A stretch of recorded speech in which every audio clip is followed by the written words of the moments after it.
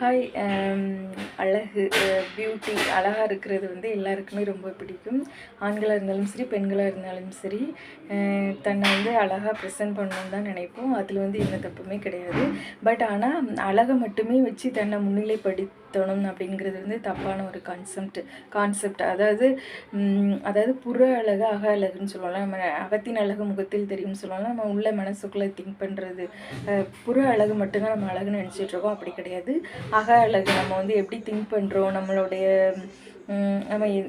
எண்ணங்கள் எவ்வளோ நல்லா இருக்குது, நம்ம எவ்வளோ நேர்மையாக இருக்கும், அன்பாக இருக்கும், தைரியமாக இருக்கும், மற்றவங்களுக்கு எவ்வளோ ஹெல்ப் பண்ணுறோம் அப்படின்னு சொல்லிட்டு அந்த மாதிரி நம்மளுடைய பண்புகள் சார்ந்து நம்ம உள்ள அதுவும் வந்து அழகு தான்.